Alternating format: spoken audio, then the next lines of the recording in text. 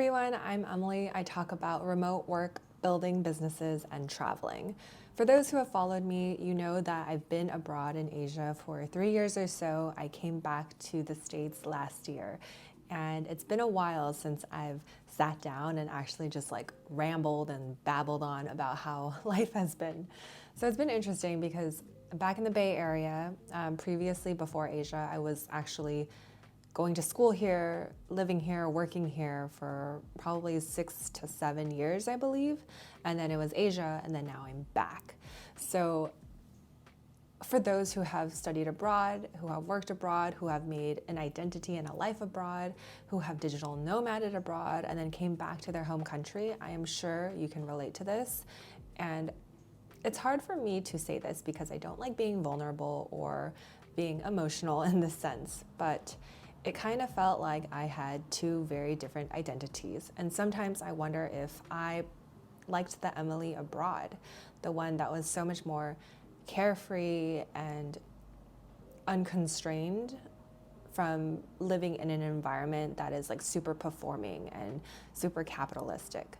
And I know I have my privileges of being able to hop from places to places because of the way that my job is, the way that I've made my lifestyle, but I think these are just my honest, genuine thoughts of how I've felt coming back to the Bay Area.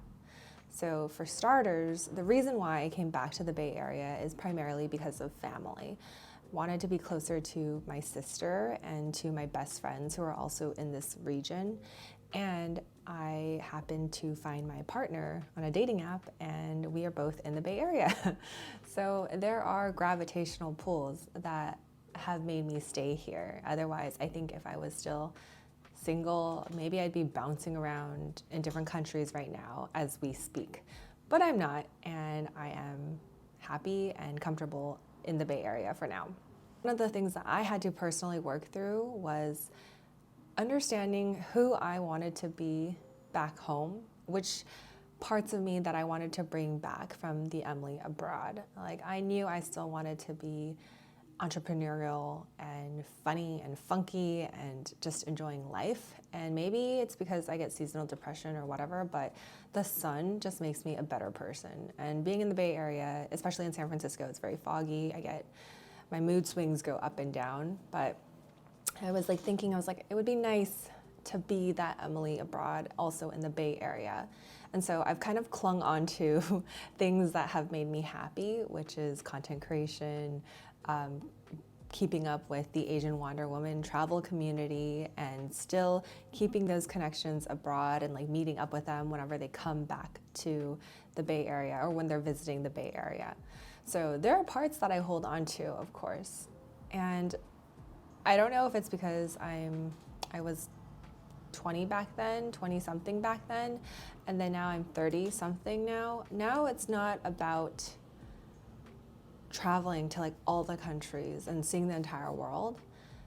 I feel like now I've settled into this mentality where it's like, oh, now I want to take care of myself in the future and make sure things are a lot more stable and that I can continue contributing and building towards a lifestyle that I want with my partner. And it's not that I'm like, oh, I want the white picket fence and I just want to like stay here for the rest of my life. No, it's more strategic, I guess. It's more like thoughtful and thorough, and I'm thinking about it. Whereas like in my 20s, I was like, let's just see what happens. Like, like YOLO, I'm gonna do this and that and whatever. I'll figure it out when I'm older. And then now I'm the older Emily being like, oh, we gotta figure it out. So definitely have felt that, and I don't know where we will end up in a couple of years. I really don't. I think being able to have lived abroad was such a privilege because it made me realize that maybe there are different environments in which I could thrive in. I am so grateful that I was born an American, that I had the lifestyle and the childhood that I did and all the opportunities that I did.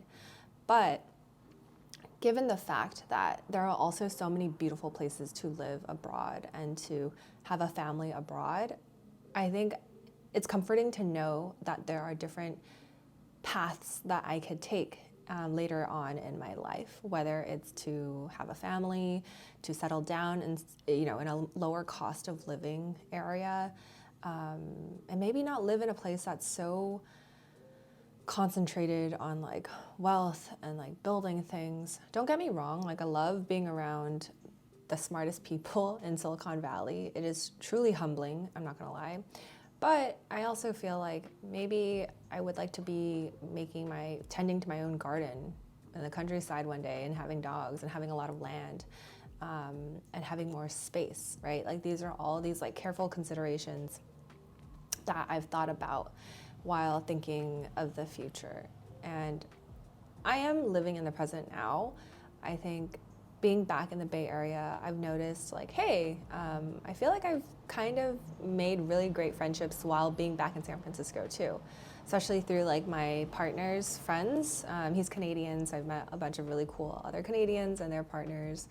And then also I'm just reconnecting with my old friendships and rebuilding that friendship consistency and that openness and that vulnerability. So it's been such a huge change in lifestyle, in mentality, and in pace. The pace in work is still fast because I'm building all these things like the Asian Water Woman Retreat and the Asian Water Woman Solopreneur Collective. But I think my pace in life, like sometimes I just want peace. Sometimes I just want to stay at home, watch Bridgerton, and do nothing at all.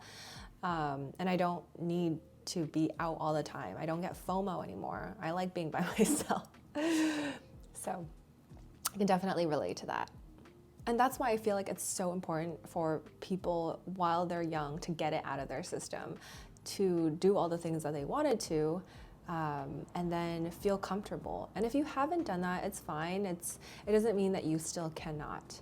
But I really do feel like there's something gratifying and eye-opening when you do take the chances that you wanted to when you're younger, because life is too short. I hate saying that because sometimes I feel like it leads to irresponsibility. So life is short, but do it responsibly. As most children of immigrants know, our responsibility kind of grows as we get older. There's that filial piety aspect of taking care of our older parents, the older generation, as well as trying to raise the next generation. And if you relate to this or don't relate to this, at least I can speak on my behalf, where I want my parents close by when they're older. I want to be able to take care of them and have them play with my child or my dog, right? And kind of watch them grow up. I want to be close to family as well. And so there are all these factors and things that you need to think about, because now that we can live in so many different places, but our parents want to stay in one specific area, and also things cost money. These are all the things that I witnessed my friends start to go through and my sister go through. And not only that, but just how do you create a lifestyle that is authentic to you, but also managing the responsibilities or the things that you want to do for other people?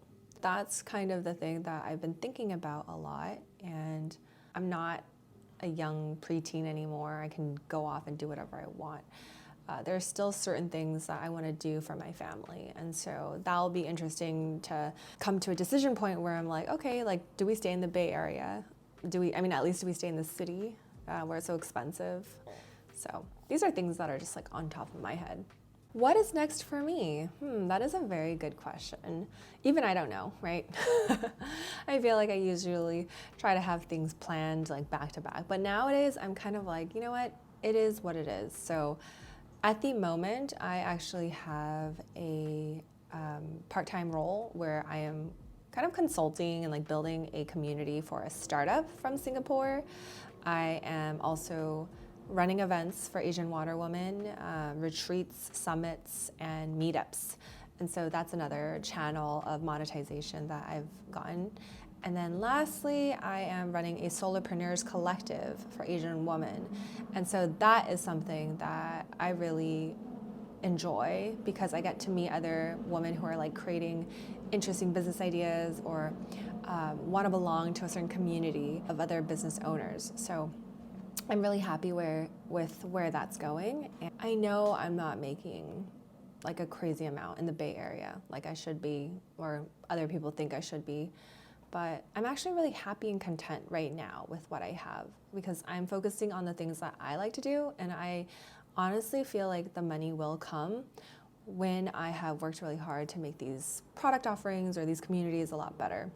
So yeah, I'm very content with where I am right now. And I just wanted to do a quick life update for those who have followed me throughout the years, who are curious what it was like kind of going back and forth between that, like, do I go back abroad? Do I stay here? Do I go back abroad? And it's crazy how much your identity just changes when you leave your homeland, and then you develop into a different person, and then you come back. It's a very jarring experience, but I would always go through with it if I had to. It is probably one of those like metamorphosis things that people go through, and I really do hope that if you just came back abroad from a trip or a work, a year-long study, or you're digital nomading and you're feeling weird coming back home, you're feeling empty and sad, and you're just like, I don't know who I am, I don't know what to do. That's very natural, because I also think maybe you're changing, and change is uncomfortable. All of the ideologies, all the values, all the things that you used to think about that made you as a person are kind of changing. And so, of course, it's uncomfortable, especially when you come back. So just want to say that you're not alone. And I think the exciting thing is now you have a different dimension of yourself, a part that makes you really exciting and interesting. And you have all those memories and connections that you've made while you were abroad. So I hope you enjoyed this catch-up video. It's been a long time coming, and I think I've just focused too much on Instagram these days. I think I'm gonna focus more back on YouTube and do more like long form content, which is what I actually really like. But keep you posted on life in San Francisco, remote work opportunities, and I might kind of dig into more about community management and how I'm building communities and things like that. So see you all in the next video. Bye.